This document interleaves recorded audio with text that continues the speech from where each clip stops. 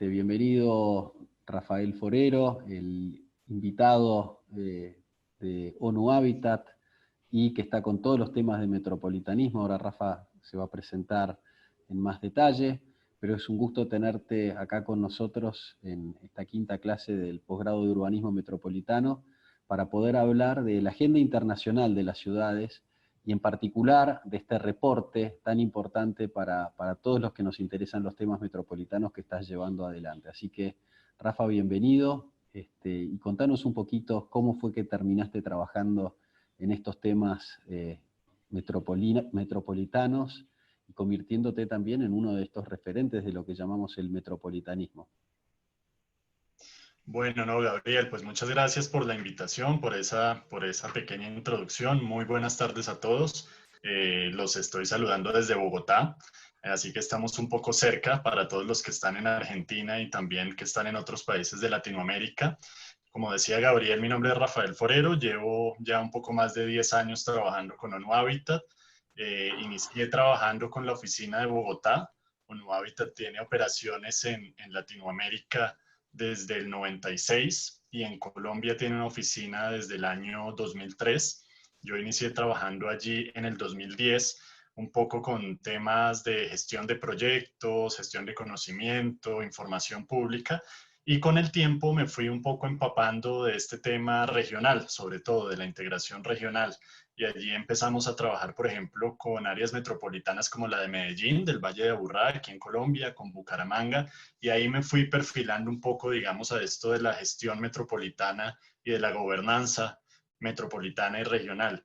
Desde hace un año estoy trabajando directamente con la sede, con nuestra sede, la sede de la agencia queda en Nairobi, y entonces, claro, ya no solo con una perspectiva colombiana y latinoamericana, sino un poco más global.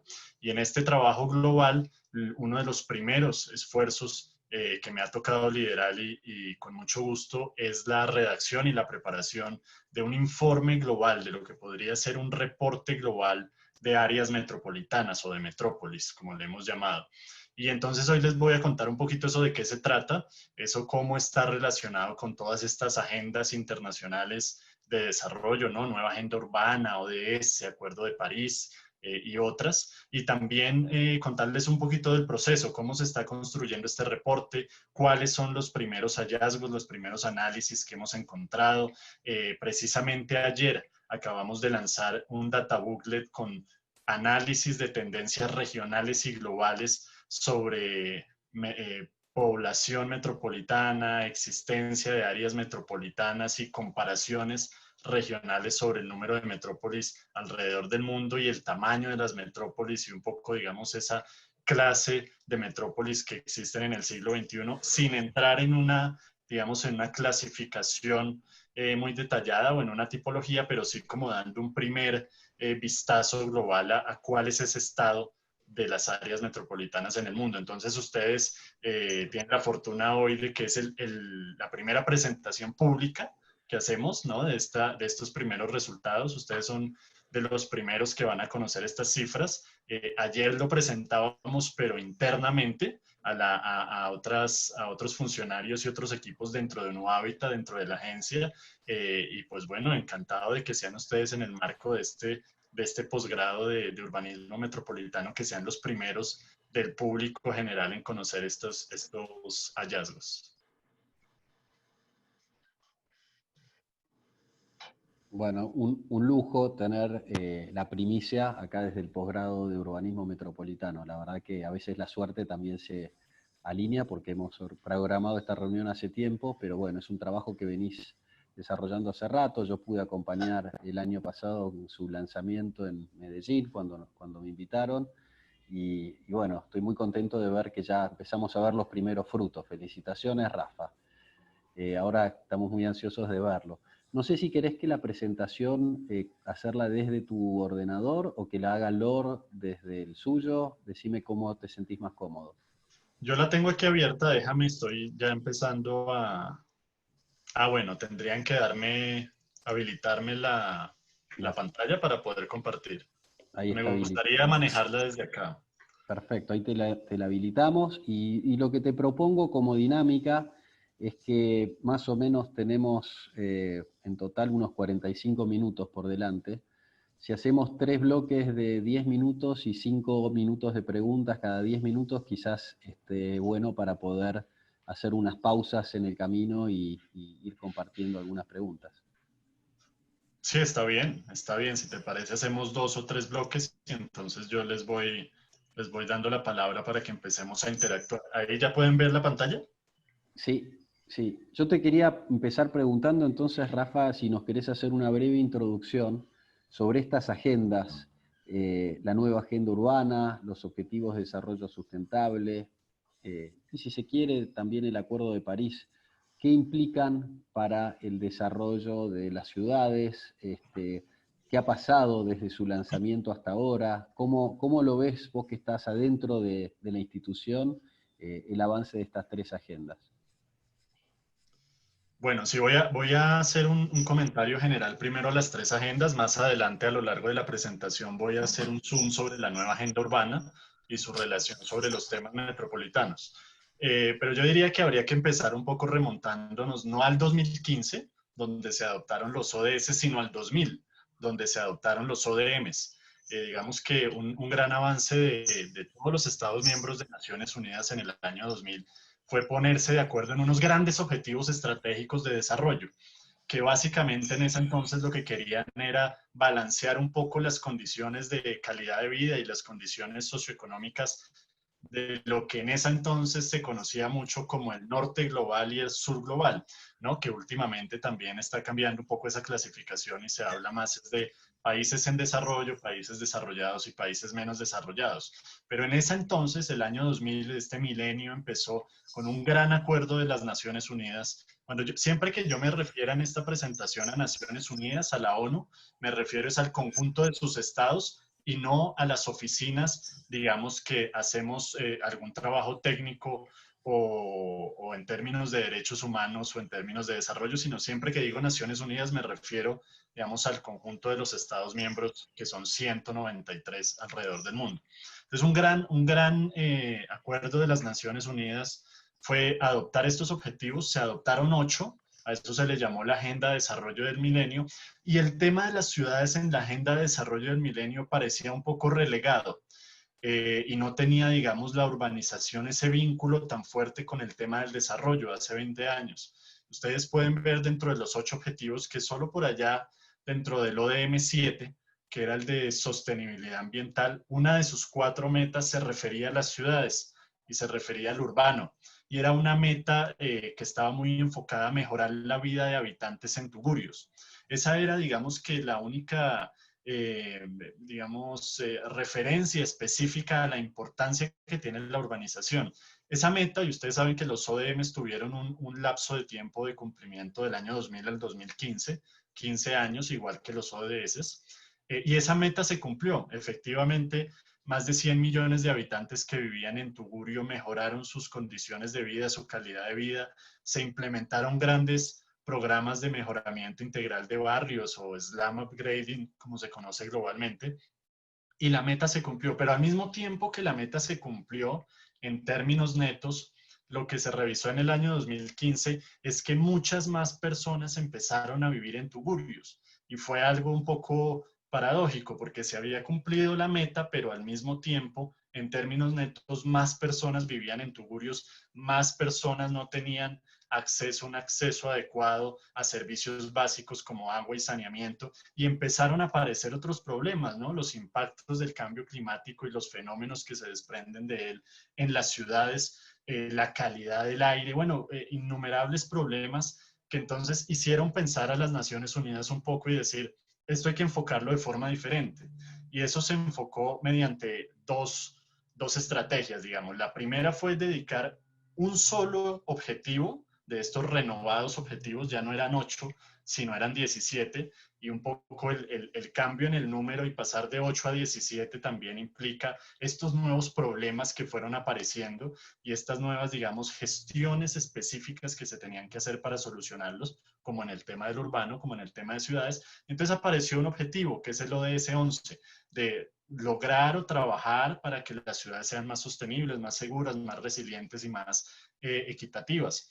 Pero además de eso, dedicar un solo objetivo al tema urbano y al tema de ciudades, se transversalizó también este enfoque y entonces vemos que de los 17 objetivos, 9 objetivos, más adelante les voy a pasar unos vínculos de unos informes que tenemos en donde encontramos que 9 objetivos y las metas de estos 9 objetivos están directamente relacionados con el tema urbano y con el ODS 11. Pero además los otros objetivos también tienen, digamos, algunas metas que implican un trabajo en el tema de la gestión urbana. Entonces, digamos que esas fueron las dos grandes estrategias y así se evolucionó de los ODMs a los ODS, dedicando un objetivo específico al tema de ciudad, pero además transversalizando el problema. Entonces, ustedes ven que en el ODS 13, que es el de acción climática, hay muchas metas enfocadas al urbano, incluso en el ODS 17, que es el de alianzas globales para el desarrollo, instituciones, paz también, y así podemos encontrar en temas de alimentación, en temas de educación, muchas metas y muchos indicadores que hacen seguimiento y, digamos, instan a los Estados miembros a trabajar más por ese vínculo que se encontró entre urbanización y desarrollo. Y ese vínculo, digamos que no viene solo, porque ese vínculo es porque la mayoría de personas y de habitantes del planeta pues viven en ciudades, y siendo las ciudades esta mayor tipología de asentamientos humanos, pues evidentemente el mantra que se debería aceptar o que se debería adoptar es que trabajar por el desarrollo de ciudades y trabajar por un desarrollo urbano sostenible es trabajar por la sostenibilidad de toda la civilización y de todo el planeta. Y bueno, ahí hay muchos debates sobre si las ciudades son el origen, el problema, el inicio o el final de la sostenibilidad, pero creo que en este momento, incluso en estos tiempos turbulentos que estamos viviendo de pandemia, creo que el mensaje debe ser no darle la espalda a las ciudades, no darle la espalda al urbano, sino entenderlas, digamos, como esa expresión física de las sociedades y como la mejor forma de gestionar, digamos, este proceso de expansión en términos poblacionales que se ha dado en los últimos años en el planeta. Entonces, ya, digamos que ya con esa introducción y más adelante voy a empezar un poco a citar más las agendas y sus compromisos, pero con esa introducción entro a esta presentación. Entonces, esta presentación la he dividido en dos partes. Primero, por qué trabajar o por qué empezar a estudiar ese estado global de las áreas metropolitanas, de las metrópolis, y qué tiene que ver eso, digamos, con las dinámicas de urbanización global y con los retos del desarrollo del siglo XXI. Y la segunda, un poco más sobre los contenidos de este reporte que estamos trabajando y preparando desde ONU Habitat y su proceso de formulación.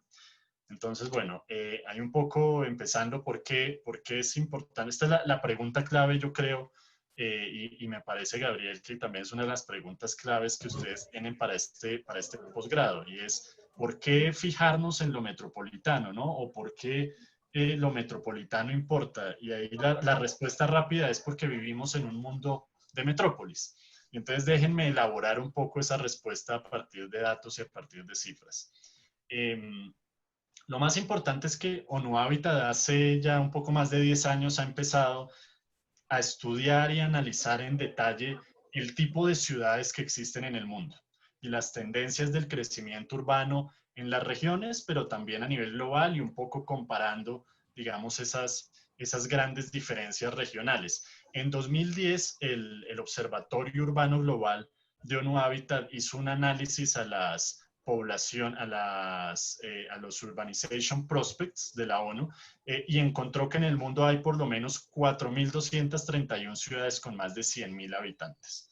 Desde el gran mapa de asentamientos humanos que tenemos en el mundo, que se calcula en 1.000.000 de asentamientos humanos aproximadamente, una primera cifra importante a tener en cuenta y que apareció en 2010 es que de ese millón, 4.231 son ciudades con más de 100.000 habitantes. Pero además en esas, que es una gran minoría, ¿no? Si lo vemos en el número de asentamientos humanos, pero si lo vemos en el total de la población, el 70% de la población urbana en el 2010 vivía en ese tipo de ciudades, de más de 100.000 habitantes, el 70% de la población urbana.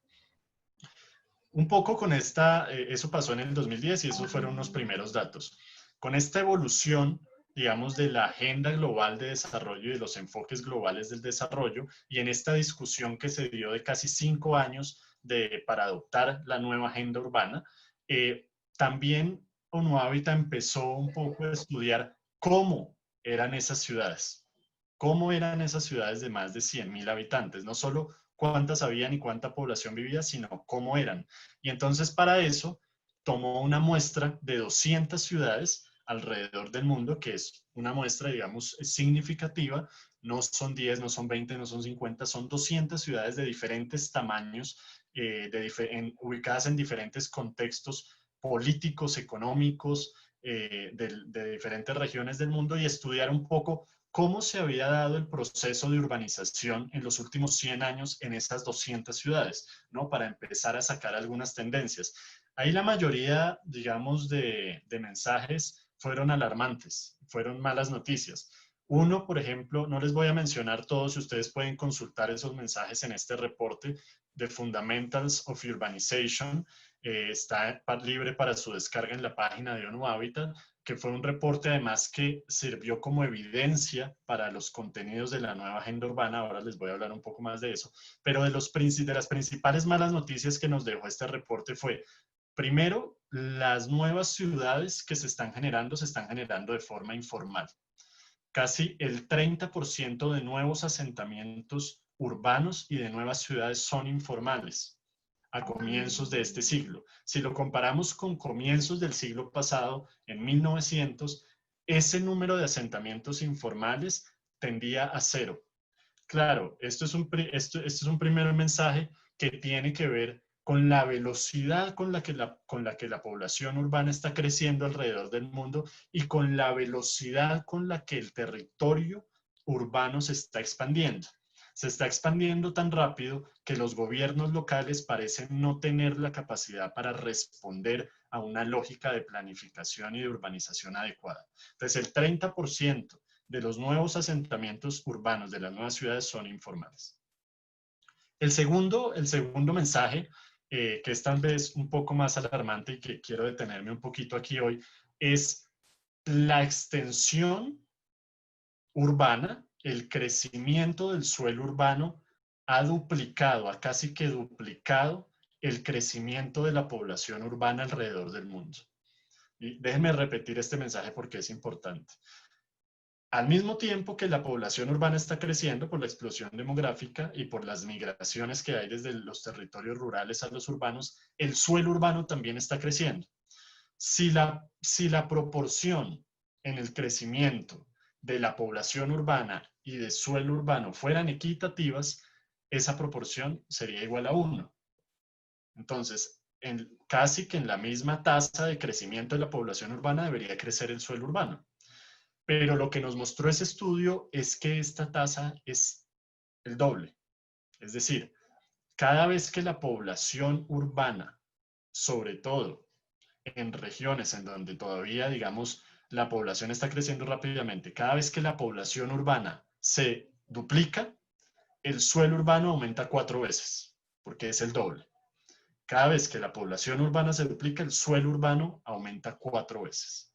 Esa es una muy mala noticia, pero creo que se puede gestionar y se puede abordar. Y esto ha pasado, ustedes ven estas dos gráficas, me imagino que después, Gabriel, tú les enviarás, o no sé si ya tienen la presentación para que después la miren detalladamente, pero ustedes ven estas dos gráficas rápidamente y son países en desarrollo y países desarrollados. En ambos tipos de países ha pasado lo mismo.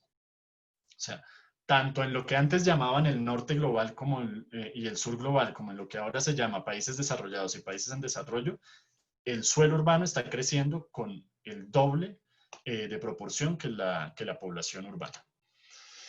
Y entonces, bueno, digamos que con esos mensajes y muchos otros mensajes que se desprendieron de ese informe y de ese estudio y de esa muestra de ciudades que empezó a analizar ONU Habitat, pues se generaron una serie de discusiones temáticas y regionales que sirvieron como preparación a la nueva agenda urbana. Esas discusiones duraron aproximadamente 5 años, empezaron en 2013, 2014 con el Foro Urbano Mundial que se realizó en Medellín y terminaron en Quito en 2016 con la adopción de la nueva agenda urbana.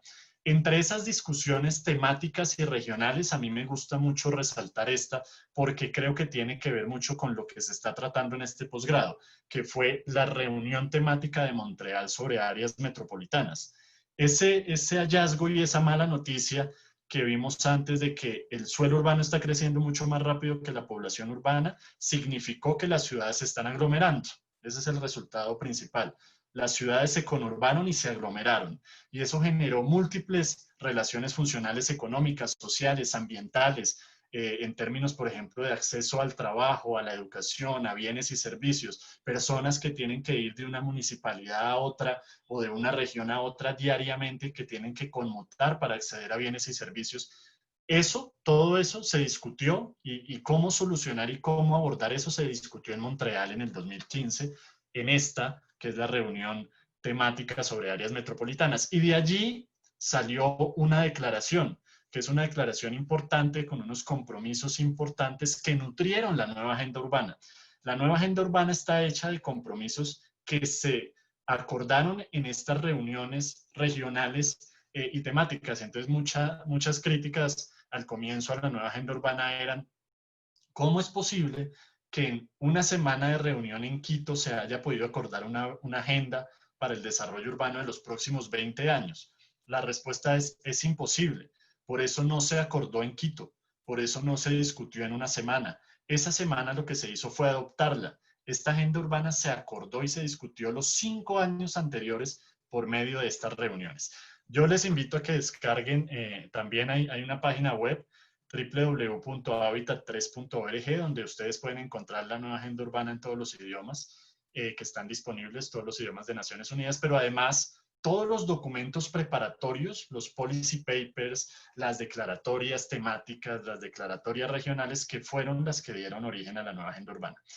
Entonces, a propósito de esta declaración sobre áreas metropolitanas de Montreal, los parágrafos 90, 96, 115, 116, 117, 144 y otros incluyen compromisos muy específicos sobre la gestión metropolitana dentro de la nueva agenda urbana. Ustedes, me imagino que muchos han ya ojeado o leído la nueva agenda urbana. Es una agenda general, como todas las agendas globales, y esa aclaración es importante hacerla. Las agendas globales, si ustedes revisan los ODS, el Acuerdo de París, la nueva agenda urbana, las agendas globales son agendas con compromisos importantes, pero son agendas generales.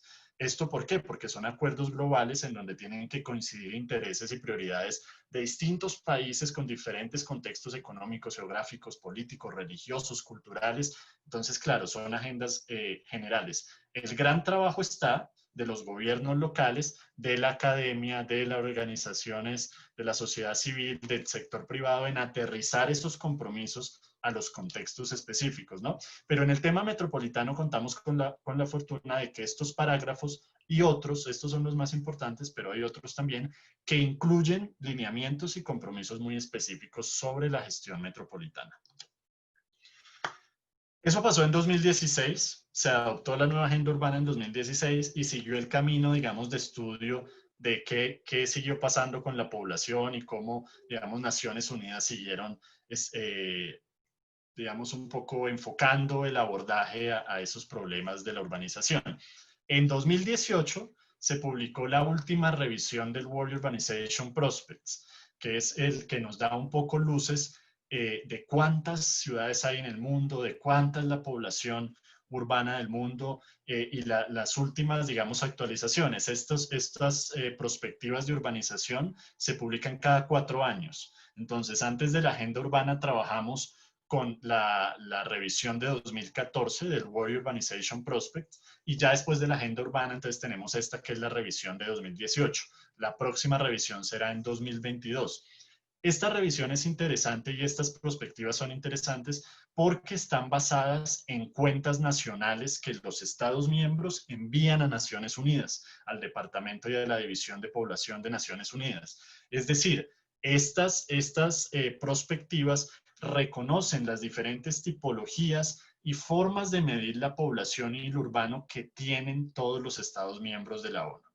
Y entonces, esta revisión, que es la de 2018, incluyó una innovación muy interesante que fue clasificar las aglomeraciones urbanas y tener, digamos, que unas bases de datos y unos datasets muy específicos para hacer seguimiento al crecimiento y a la evolución de las aglomeraciones urbanas. Entonces, digamos, ustedes pueden encontrar también en la página de la División de Población de Naciones Unidas todos estos reportes y todos los datasets, incluso los pueden descargar y son libres de modificarlos, mejorarlos, porque están disponibles bajo una licencia de Creative Commons para que puedan hacer estudios, digamos, más detallados y más específicos. Pero nosotros tomamos esos datasets de urbanizaciones, de aglomeraciones urbanas, para tener una primera aproximación a lo que puede ser una base de datos global de metrópolis.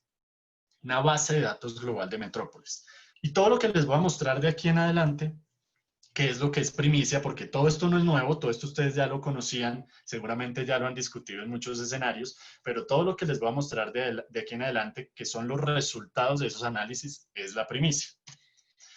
Y creo que está muy relacionado con lo que ustedes están hablando en este posgrado. Y lo primero es que acuérdense que en el 2010 habían más o menos 4.500 ciudades en el mundo de más de 100.000 habitantes. Pues hoy podemos decir con seguridad que hay aproximadamente 2.000 metrópolis en el mundo.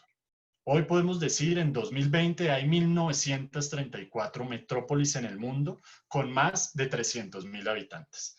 Pero además, esas casi 2.000 metrópolis representan aproximadamente el 60% de la población urbana global, es decir, 2.6 billones de personas. 2.6 billones de personas, que son el 60% de la población urbana global, viven en casi 2.000 metrópolis alrededor del mundo. Ustedes las pueden ver ahí en ese mapa. Esta cifra también es, digamos, equivalente, si se quiere ver de otra forma, es equivalente a 1/3 de la población global. Toda la población del mundo, 1/3 vive en metrópolis. Entonces, claro, ahí es donde uno empieza a pensar, si 1/3 de la población global vive en metrópolis y si las metrópolis son responsables por el 60% de la población urbana, 2.6 billones de habitantes, pues ¿será que tenemos que empezar a preocuparnos más por la gestión metropolitana? Yo creo que la respuesta es que sí, pero el balance es negativo. Y a mí me gusta mucho un concepto que desarrolló Gabriel en el MIT, que son las Metropolitan Gaps. Y me imagino que, Gabriel, tú les hablarás en alguna de estas clases de eso. Pero a mí me gusta decir que existe una gran Metropolitan Management Gap. O sea, existe una gran brecha entre todas estas metrópolis que vemos ahí en ese mapa, que existen, que son las metrópolis que existen, por un lado, y las metrópolis que son gestionadas como tal, por otro lado.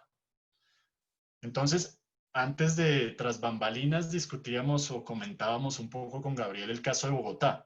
Bogotá, una metrópoli que además pertenece al primer grupo, que es el de metrópolis de 10 o más millones de habitantes, que solo son 34 de estas casi 2.000, solo 34 metrópolis alrededor del mundo tienen más de 10 millones de habitantes. Es el caso también de Buenos Aires, por ejemplo, de México, de Lima, de Belo Horizonte, de Sao Paulo. En Latinoamérica son esas 6.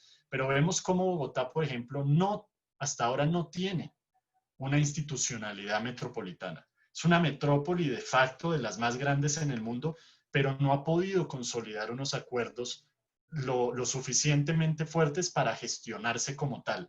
Entonces a mí me gusta ese concepto de las gaps y yo diría que viendo este mapa hay una gran Metropolitan Management Gap entre las metrópolis que existen y las que son gestionadas como tal. Y ojalá de este tipo de cursos y de posgrados salgan soluciones que sean un poco, no tienen que ser muy innovadoras, pero tienen que ser fuertes y tienen que ser diversas para poder empezar a gestionar esas diferentes tipologías de metrópolis que hay en el mundo.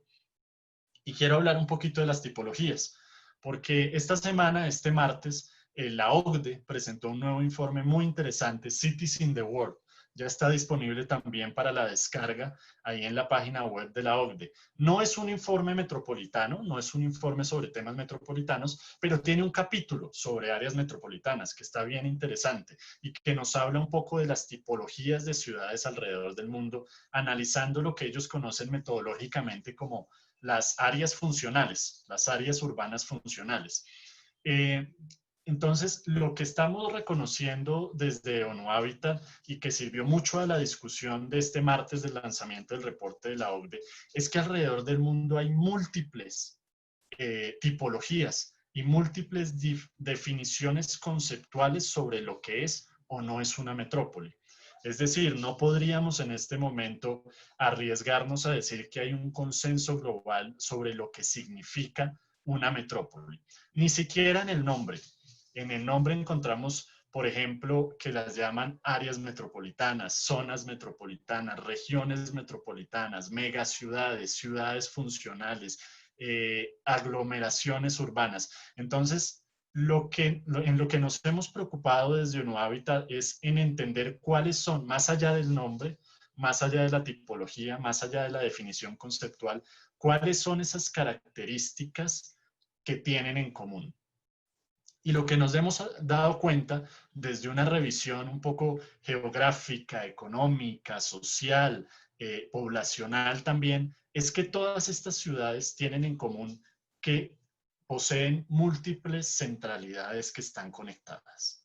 Entonces yo creo que es una gran característica que nos da luces también sobre cómo debe ser la gestión de este tipo de ciudades, cómo debe ser la gestión de las metrópolis.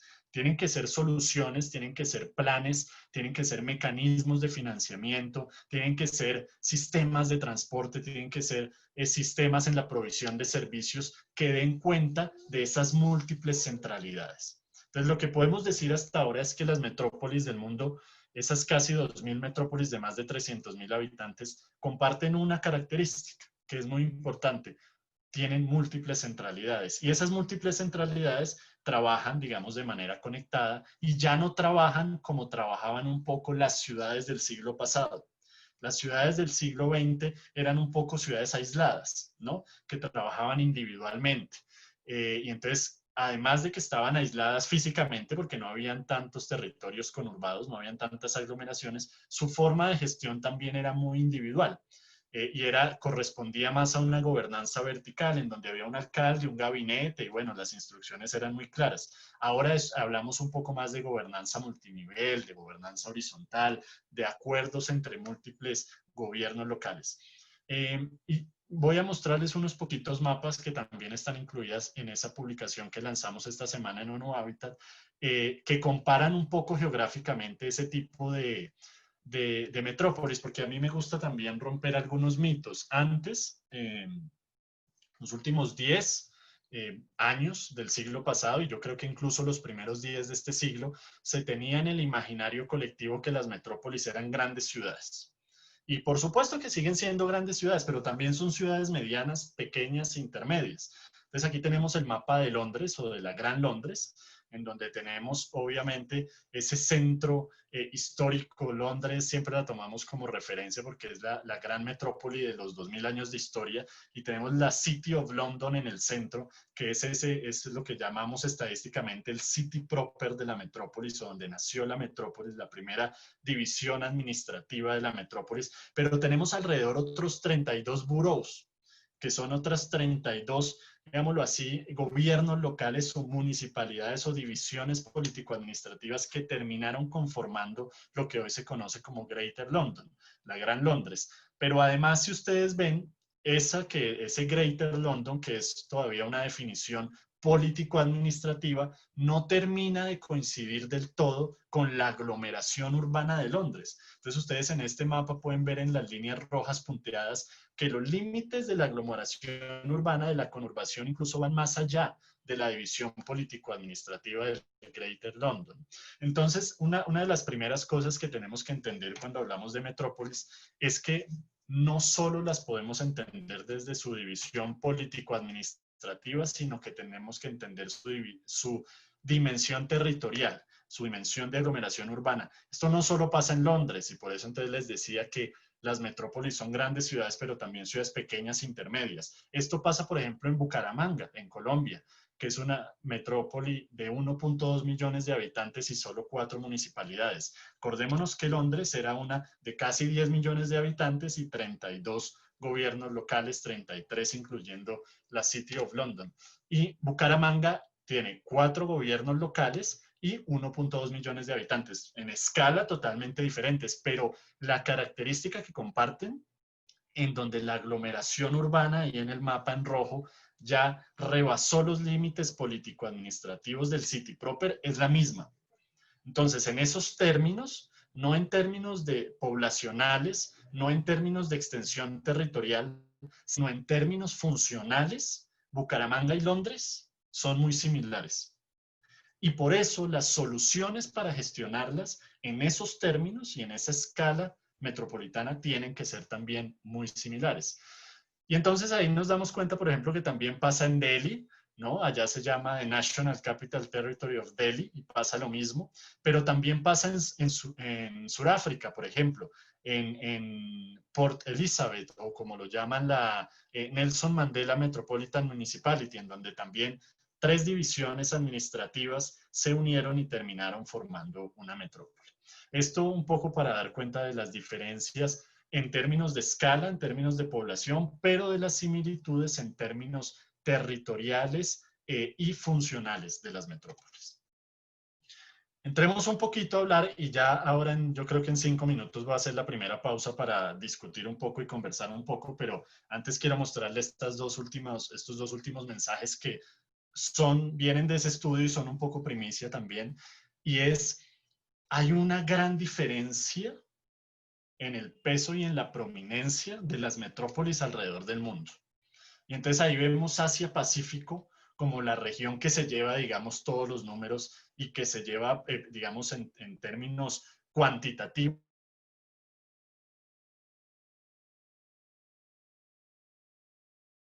¿Sí? Asia-Pacífico es responsable por el 56% de la población metropolitana. Y fíjense la diferencia que hay con el siguiente grupo regional, que es el de Europa Occidental, Norteamérica y Australia.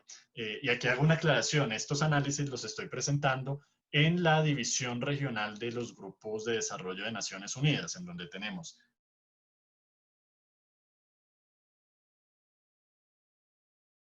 y con Europa Occidental en otro grupo, tenemos Latinoamérica y el Caribe en su propio grupo, tenemos África en su propio grupo y tenemos Europa del Este en su propio grupo. Entonces, Asia-Pacífico es responsable de casi el 50%, más del 50% de la población metropolitana, pero además más del 50% del número de metrópolis. De las 1934 que hay, 1038 están en Asia-Pacífico. Después tenemos como segundo al grupo de Europa Occidental, Norteamérica y Australia, tanto en términos de población metropolitana como en número de metrópolis. Y tenemos de tercero y cuarto, que son dos regiones muy similares en estos términos, en términos de número de metrópolis y de población metropolitana, a Latinoamérica y a África. En el primer grupo, la población metropolitana, Latinoamérica tiene más población metropolitana que África. Pero en el segundo grupo, África tiene más metrópolis que Latinoamérica. La diferencia igual es muy corta. Y en el último lugar tenemos a Europa del Este, que tiene tanto menor población como menor número de metrópolis. Esta es otra figura y otra gráfica muy interesante que ya se las comenté un poco al comienzo, pero esta la quiero ver a 2035, no lo que pasa hoy en 2020, sino la proyección a 2035. Hoy hay 2.6 billones de personas viviendo en metrópolis, pero dentro de 15 años va a haber casi 1 billón más de personas. 3.5 aproximadamente billones de personas. Y entonces, dentro de 15 años, en 2035, las metrópolis van a ser los asentamientos humanos responsables por el mayor número de personas en el mundo, incluso superando a los territorios rurales o a los pueblos pequeños. Entonces vamos a tener aproximadamente el 39% de la población, casi el 40% de toda la población del mundo, hoy es el 33%, dentro de 15 años va a ser casi el 40%, viviendo en áreas metropolitanas. Y este es el último, yo creo, sí, este es el último antes de la pausa. Es también importante porque hemos encontrado en los análisis que hemos hecho, hemos encontrado una relación positiva entre el crecimiento en la población urbana, y el crecimiento en número de metrópolis. Ya sabíamos, al comienzo dijimos y vimos las gráficas, ya sabíamos que el territorio urbano está duplicando el crecimiento de la población urbana.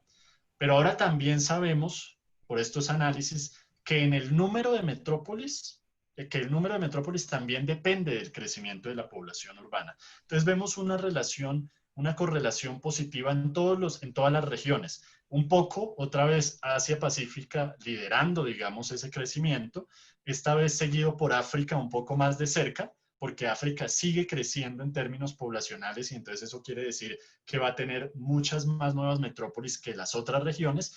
Y ahí sí ustedes pueden ver en el eje, casi acercándose al eje de la gráfica, que tenemos muy de cerca Europa del Este, Latinoamérica y Europa Occidental y otros estados. En Europa del Este este crecimiento está casi que estabilizado y en los próximos 15 años se va a dar un crecimiento de menos del 1%, tanto en términos de población metropolitana como en términos de nuevas metrópolis. Pero en Latinoamérica y en Europa Occidental y otros países todavía va a haber un poco de crecimiento. Eso creo que es interesante revisar en detalle para lo que ustedes están estudiando acá en este posgrado y sobre todo lo que tiene que ver con la región de Latinoamérica y el Caribe.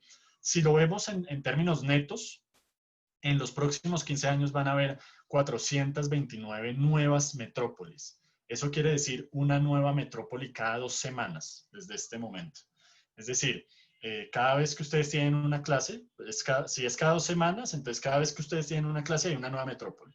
Si es cada 8 días, pues entonces cada 2 clases hay una nueva metrópoli. Entonces imagínense el reto, ¿no? En términos netos. Toda esta información ustedes ya la pueden encontrar habilitada. Ahora les paso el link, pero acá en esta primera diapositiva se ve el link en la página de ONU Habitat. Ya pueden descargar tanto el booklet con los resultados ampliados de esto que les estoy mostrando hoy. Esta parte es solo una parte, pero por ejemplo en el booklet pueden encontrar un poco más los resultados a nivel regional, términos de crecimiento poblacional, nuevas metrópolis, incluso en las tasas de crecimiento anual de cada región. Ya lo pueden encontrar en la página web de ONU Habitat y también pueden descargar la base de datos global, la primera versión de la base de datos global de áreas metropolitanas que estamos preparando.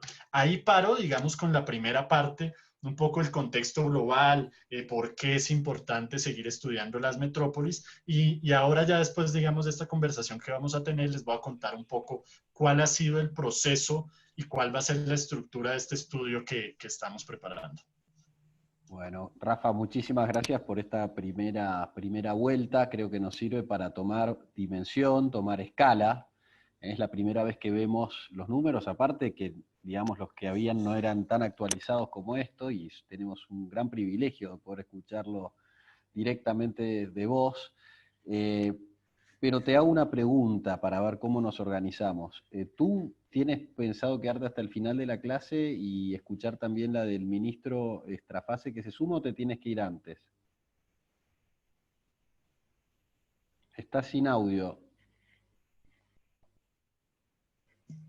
Perdón, tengo más o menos una media hora más. Entonces dime Bueno, tú cómo... bueno, Esta porque segunda parte es mucho más rápida que la primera para que lo tengas en cuenta. entonces lo que te propongo, porque el secretario se está sumando a las 19 horas, lo que te propongo es que pases directamente a esta presentación calculando unos 8 minutos de presentación.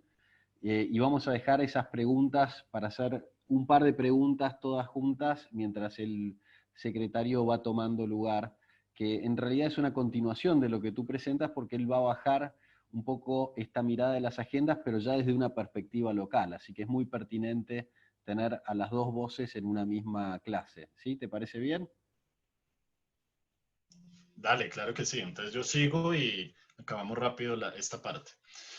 Bueno, un poco esta segunda parte es el proceso, cómo hemos construido ese reporte, porque evidentemente, digamos, lo que entendimos desde el comienzo es que no podíamos hacerlo solo desde ONU Habitat, desde la oficina de ONU Habitat, sino que hay mucho material disponible y mucho conocimiento disponible para empezar a analizar estas grandes tendencias globales. Yo lo primero que diría y que nos gusta resaltar es este no es el primer reporte de áreas metropolitanas o de metrópolis. Hay muchos, ahí hay algunos que me parecen interesantes. Incluso ONU Habitat, con organizaciones como Metrópolis, como la CAF, como el BID, o como la OCDE, han trabajado ya antes en estudios metropolitanos, no de la escala global, no tratando de entender y de analizar las últimas cifras en términos poblacionales, de números de metrópolis, o en tratar de analizar los retos de la gestión metropolitana, sino un poco más sectoriales o regionales. Entonces ahí ustedes encuentran algunos sobre gobernanza metropolitana, sobre gestión en términos, por ejemplo, de transporte o de movilidad, bueno, y así sucesivamente, incluso mostrando algunos casos específicos. El propio Gabriel fue uno de los coordinadores editores de un reporte muy importante que es Steering de Metrópolis, que publicó ONU Habitat, el BID y la CAF hace un par de años. Entonces, este no es el primer reporte sobre Metrópolis, pero tiene un valor agregado que nos gusta destacar. Y es el primer reporte que incluye desde la perspectiva analítica y desde la perspectiva cualitativa lo que ONU Habitat ha llamado la teoría del cambio para la urbanización sostenible. A partir de la nueva agenda urbana y a partir de este plan estratégico que se adoptó a finales del año pasado y que está por ahora vigente por estos 4 años, 2020-2023, ONU Habitat plantea un nuevo enfoque para abordar la urbanización y es la teoría del cambio de la urbanización sostenible. Y esto, digamos, implica, basado en la metodología de la teoría del cambio, unos dominios de cambio y unos motores de cambio. Yo quiero detenerme en los motores que son estos 4, porque estos motores vienen un poco de las áreas de implementación de la nueva agenda urbana. Entonces son política y legislación, planificación y diseño urbano, gobernanza y financiamiento. Entonces, lo que hemos hecho es traer esta teoría del cambio de la urbanización sostenible y estos motores del cambio para aplicarlo al análisis metropolitano.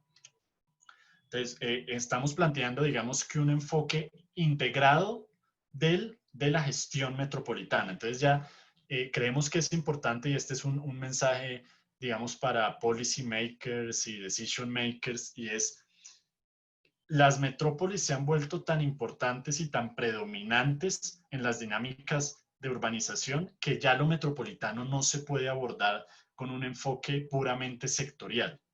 Entonces, antes se abordaba mucho desde el tema del transporte, desde el tema ambiental, desde el tema de la vivienda. Ya no podemos abordarlo desde un tema puramente sectorial, sino que tenemos que abordar esa gestión metropolitana de una forma más integrada, y estamos proponiendo estos 4 grandes motores del cambio para un enfoque integrado. Es importante analizar las políticas y la legislación metropolitana, que muchas veces son habilitadores de la gestión.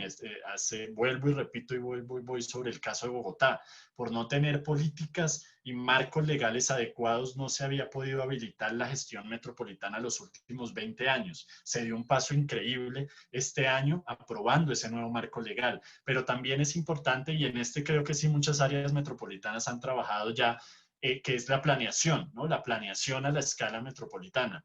La gobernanza es otro, digamos, de los motores en los que algunas áreas metropolitanas, más en algunas regiones como Europa, han podido avanzar, no tanto en otras como África o algunos países de Latinoamérica, pero es otra muy interesante. Y la que está más rezagada, que hemos encontrado que está más rezagada en los análisis, es el financiamiento. El financiamiento a la escala metropolitana, los mecanismos financieros para poder tener un desarrollo metropolitano y una gestión metropolitana adecuada. Y entonces con esa diferenciación de lo que implica este reporte y su diferencia con otros reportes que ya han sido publicados, citamos a un grupo de expertos internacionales de todas las partes del mundo en Medellín el año pasado, en octubre. Ahí ustedes pueden ver en la foto a Gabriel. Y entonces hay casi 50 expertos para establecer un grupo de trabajo que nos sirviera para validar, ir validando, ir comentando, ir mejorando los distintos análisis que hemos hecho en el reporte. Entonces ahí también ustedes pueden encontrar las conclusiones de esa reunión en el vínculo que está en la diapositiva. Pero además, en esa reunión en Medellín el año pasado pasó algo bien curioso, y es que logramos firmar una declaración de los expertos y de los representantes de áreas metropolitanas allí sobre el estado global de las metrópolis. Ahí están los 6 puntos, no voy a ir sobre ellos detalladamente, pero quisiera resaltar el número 6, y es donde los expertos cayeron en cuenta en que hace falta abordar y tener un estudio global y un estudio generalizado de las tendencias de desarrollo metropolitano alrededor del mundo. La declaración también ustedes la pueden conseguir en inglés, en español y en francés, ahí en el vínculo que está en la diapositiva. Con este grupo de expertos fuimos construyendo, digamos, el outline, la estructura del reporte. Esta es el outline que terminamos aprobando. Vamos a tener básicamente 2 partes en este gran estudio, 6 capítulos. En la primera parte va a ser un poco más, digamos, conceptual, y la segunda parte va a ser un poco más ejemplificativa en términos de casos de estudio, ¿no?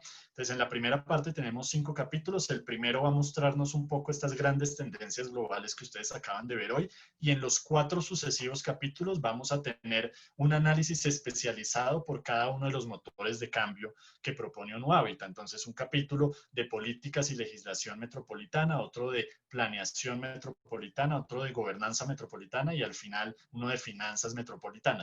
Y en la segunda parte vamos a tener una muestra de casos de estudios en todas las regiones del mundo, como para ver un poco más detalladamente cómo se ha empezado a gestionar estas realidades metropolitanas en distintos países. Tuvimos otra reunión este año en el Foro Urbano Mundial, allí en Abu Dhabi, en Emiratos Árabes Unidos.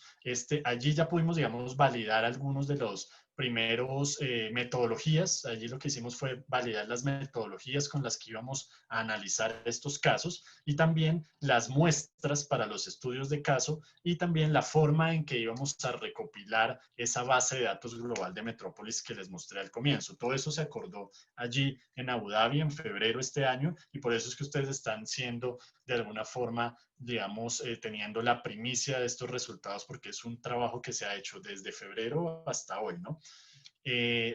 Y digamos, para cerrar un poco con esto, ya les mostramos el mapa de todas las metrópolis en el mundo, pero este es el mapa de esas que vamos a estudiar al detalle para revisar cuáles han sido sus soluciones y sus esquemas de gestión metropolitana en los 4 motores del cambio: en planificación, gobernanza, legislación y política, y financiamiento. Es una muestra de 50 metrópolis alrededor del mundo, que creemos que es una muestra interesante para casos de estudio, pero además es una muestra diversa en términos de escalas poblacionales de esas metrópolis. Y tenemos también un equilibrio, intentamos tener un equilibrio entre el número de casos de estudio por cada una de las regiones. Entonces tenemos 10 casos de estudio por cada una de las regiones, y por eso evidentemente no pudimos incluir todos los países, se nos quedaron por fuera algunos países, y se nos quedaron por fuera también, no pudimos incluir más de un área metropolitana por país, porque empezábamos, digamos, ahí ya a generar algún desequilibrio. Entonces, estas son, digamos, una primera muestra de esos casos de estudio. Esto no lo voy a explicar, esto era un poco, ya se los he contado, cómo se ha desarrollado, cuál ha sido el timeline del reporte, de su preparación. Antes de la pandemia, y esto es importante de explicar, antes de la pandemia estábamos calculando lanzarlo en octubre de este año, como conmemoración a 5 años de la firma de la Declaración de Montreal sobre áreas metropolitanas. No sabemos todavía si vamos a llegar con el reporte, lo más probable es que no, debido a todas estas urgencias y cambios que han surgido con el COVID, pero lo que sí queremos es ese día tener ya la mayoría de los resultados y poderlos mostrar en muchas metrópolis del mundo, que además en octubre, el 7 de octubre, celebran, gracias a una idea de Gabriel también de hace algunos años, lo que hemos llamado el Día Metropolitano, ¿no? El Día Mundial de las Metrópolis, como conmemoración a esa firma también de la Declaración de Montreal. Entonces, creemos que el reporte va a estar listo de forma completa para su consulta y para su lectura en el primer semestre del próximo año. Y pues yo paro por aquí. Lástima que el tiempo sea corto, porque podríamos seguir hablando un par de horas sobre este tema, pero paro por aquí, y más bien, Gabriel, te doy a ti la palabra, y también a ver cómo conversamos con los asistentes al curso. Bueno, muchas gracias, Rafa, por esta presentación tan interesante, aparte con esta primicia de poder ser los primeros en contar con este reporte que se publicó ayer y, bueno, los primeros en escucharlos. Se acaba de sumar también al curso Fernando Estrafase, que es el secretario general del gobierno de la Ciudad de Buenos Aires, que tiene justamente a cargo dos temas que nos convocan hoy, que son las relaciones internacionales de la Ciudad de Buenos Aires, que es un actor muy activo en la agenda internacional, desde la gestión de este gobierno en particular y la de Fernando en especial, y aparte es uno de, de las secretarías o de los ministerios que lleva adelante con mucho ímpetu el tema de la gobernanza metropolitana. Entonces, vamos a poder estar hablando también con él en un ratito de esto. No sé si estás por ahí, Fernando, si ya querés saludar y Buenas presentarte. tardes, ¿cómo andan? Mucho gusto y muy honrado de estar participando de este grupo, en donde veo incluso algunos colegas que saben mucho más que yo de esos temas, y especialmente desde la óptica legislativa. Ustedes sabrán a quién me refiero.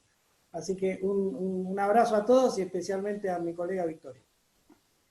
Bueno, gracias, Fernando. Vamos entonces a aprovechar a hacer un par de preguntas y, Fernando, si querés agregarle alguna acá a Rafael Forero, que desde Bogotá nos acompaña hoy con este reporte, bienvenido, para luego dar pie inmediatamente después de dos preguntas a tu presentación sobre qué es esto del sistema internacional de ciudades y un poco la experiencia de Buenos Aires participando en los distintos foros. Primero, Rafa, contarte que también entre el público debe haber uno de nuestros integrantes que está muy contentos porque veo que la ciudad que elegiste o que eligieron como ejemplo fue Mendoza. Y bueno, acá Federico es diputado nacional por la provincia de Mendoza, así que debe estar muy contento de estar viendo que su provincia está representando a la Argentina. Yo lo que te quería preguntar, voy a dejar las preguntas a alguno de los colegas, porque yo tengo otras preguntas, pero te las puedo hacer después en privado. Así que primero vamos a escuchar un poco si algún miembro acá del posgrado tiene ganas de preguntar una o dos preguntitas a Rafa para cerrar esta presentación tan buena. Yo tengo una pregunta. Dale, Fernando, adelante, desde ¿Qué Asunción, tal? Paraguay. Sí, ¿qué tal, Rafael? ¿Cómo estás? Así como dijo Gabriel, soy de Asunción, Paraguay. Lo que me interesa dentro de todo este mundo de los reportes y de los muchos datos que nos estuviste compartiendo, me interesa nomás saber desde ONU Habitat qué tanta disponibilidad de datos encontraron a nivel regional para elaborar estos datos y también, en tu opinión, cuál es la capacidad estadística en relación a datos espaciales y territoriales que tenemos acá en nuestra región en comparación con otras regiones del mundo, ¿verdad? Más que nada, quiero saber tu opinión al respecto. Gabriel, una pregunta. ¿Vamos respondiendo cada una o primero todas las preguntas y al final respondemos? Tomamos dos o tres preguntas y respondemos y cerramos. Así empezamos con la presentación siguiente. ¿Quién más quiere hacer alguna otra pregunta?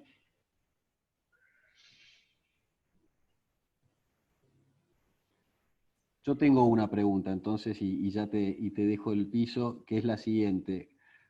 ¿Cuál fue la dificultad a la hora de poder mapear y de determinar el tamaño, la cantidad? Porque la verdad, entender que hay 2.000 áreas metropolitanas en el mundo de más de 300.000 habitantes, bueno, es como un dato en sí mismo, digamos, que sirve para entender el universo, el tamaño, la complejidad, y esta clasificación que hicieron ustedes en los distintos tamaños también para entender las herramientas de la política pública a la hora de tomar decisión, lo digo desde una mirada de gobierno nacional, ¿no?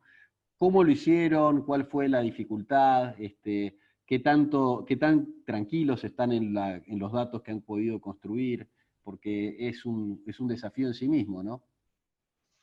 Sí, las dos preguntas además están muy relacionadas porque teniendo en cuenta que son datos globales y prospectivas, a 15 años, digamos, hay grandes retos tanto metodológicos como en términos de interpretación de estos resultados. Yo diría, para responder un poco a la primera, no hay datos suficientes. Quisiéramos muchos más datos. Evidentemente, regiones como Europa Norteamérica, que tienen más datos. Asia está mejorando mucho también en términos de reporte y de datos y de dinámicas territoriales y poblacionales. Latinoamérica, creo, y África tienen mucho por avanzar en términos de datos. Entonces no hay todos los datos que quisiéramos tener.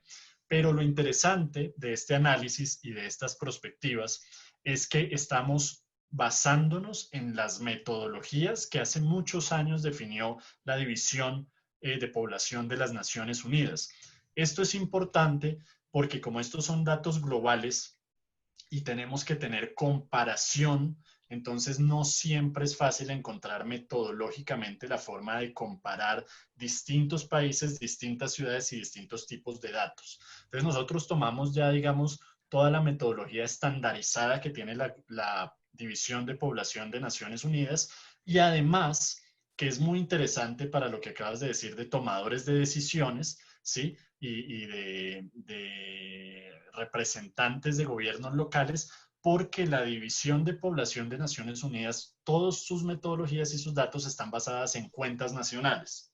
Entonces, son los gobiernos y son las oficinas nacionales de estadísticas de cada país quienes reportan a la División de Población de Naciones Unidas y basado en ese reporte de los diferentes censos y proyecciones que tiene cada uno de los países, la Oficina de Población, digamos, trata de encontrar unos proxies para poder comparar todos los países alrededor del mundo. Entonces aquí no hemos hecho desde Nuevo Hábitat una nueva metodología, no hemos capturado información primaria sobre prospecciones poblacionales, sino que nos hemos basado en metodologías estandarizadas de hace muchos años de la división de población y en las cuentas nacionales y en los reportes de los propios países. Entonces, si ustedes van a la base, a esta primera versión de la base de datos global de Metrópolis, ustedes se van a dar cuenta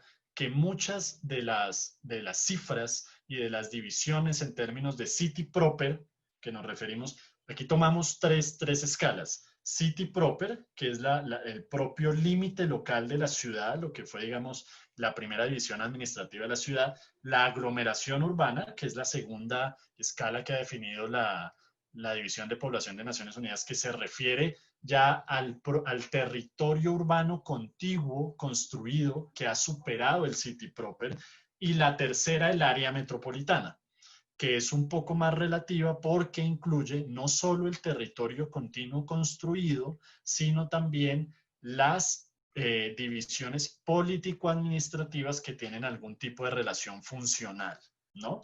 Entonces, pero no las identificamos nosotros, las identifican los propios países a partir de sus censos, de sus oficinas de estadística nacional y las reportan ellos a Naciones Unidas. Voy a hacer una salvedad y que esa salvedad está publicada en el data booklet que lanzamos ayer y es, aunque parezca un poco arriesgado, estos datos que he presentado pueden ser mayores. Podemos llegar a tener más áreas metropolitanas. Podemos llegar a tener más. ¿Por qué? Y podemos llegar a tener más población metropolitana. No mucha más, pero sí puede ser mayor. ¿Por qué? Por dos cosas. La primera, hay muchos países que no han actualizado en los últimos 10 años sus censos y que siguen trabajando sobre proyecciones de su último censo, que es diferente. O sea, siguen siendo datos actuales, pero son datos basados en proyecciones del último censo. Eso por un lado. Y lo segundo es que no todos los países tienen la población exacta al nivel metropolitano. Hay países que lo reportan únicamente a nivel de aglomeración, o sea, el territorio urbano contiguo construido, y hay unos pocos que todavía lo siguen reportando a nivel del city proper, o sea, de la primera división administrativa. Entonces, estos datos hay que entenderlos como mínimos, pueden ser más. Muy buen detalle, Rafa, para tener en cuenta, pero bueno, me parece que es un trabajo maratónico el que han hecho, identificar cada área metropolitana y de esa manera, siempre que uno quiere estudiar el universo, tiene que empezar de algún punto de referencia y yo creo que este informe que ustedes están sacando, sin lugar a dudas, va a ser citado constantemente cuando uno quiera demostrar la relevancia de estas cuestiones. Esto me permite dar pie, si te parece, Rafa, también sé que te vas a quedar un ratito acá escuchando esta conversación que vamos a tener con Fernando, para poder hablar de cómo se aplican las políticas, ¿sí? De relacionamiento internacional, porque las ciudades no tienen como lógica la búsqueda del vínculo internacional, tienen como lógica la relación con el vecino, digamos, la relación de lo local. Sin embargo, en estos últimos años, este boom de la ciudad ha traído aparejado todo un desarrollo específico en distintas ciudades de lo que se llama la paradiplomacia de ciudades. Y Fernando, me consta, es una persona que está muy interesada en los temas internacionales, estuvo en la Universidad de Harvard, en la Kennedy School, desde allá, bueno, es politólogo, ahora les va a poder contar un poco más cómo fue entrando en estos temas, pero se ha convertido en un jugador internacional de estas cuestiones al punto de crear un grupo de trabajo específico dentro del G20, cuando la Argentina tuvo la responsabilidad de crear, de la presidencia del G20, la ciudad de Buenos Aires se preguntó qué rol le cabía a una ciudad tan importante como Buenos Aires, que en su Buenos Aires metropolitana, digamos, congrega el 50% del PBI, del Producto Bruto Interno de la Argentina. Entonces, obviamente que la ciudad de Buenos Aires sea eficiente, que esté vinculada, impacta directamente en la política nacional. Así que con esta pequeña introducción, yo, Fernando, quisiera preguntarte ¿qué quiere decir la diplomacia? Y aprovecho para saludar a Rafa, que ahí levanta la mano, para agradecerte mucho, Rafa, por tu participación. Si te querés quedar un rato más, bienvenido, y si no, te haremos llegar la grabación para que puedas ver tanto tu participación como la de Fernando en esta jornada de lujo, para poder entender la mirada global y más local de un mismo tema, que es el tema metropolitano y el tema del relacionamiento y de las agendas internacionales. Bueno, con el permiso de Fernando, aprovecho y me despido. Me quedo 15 minutos más, pero después no me voy a poder despedir. Entonces, muchas gracias.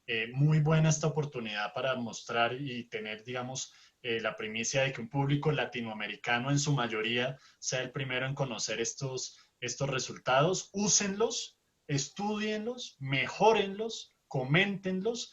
Y seguro que esto, digamos, es un proceso que hasta ahora empieza, pero que tiene mucho por trabajarle. Gracias, Gabriel, por la invitación. Muchos éxitos tanto en el resto de esta conversación como en las próximas clases. Muy amable, Rafa, muchas gracias.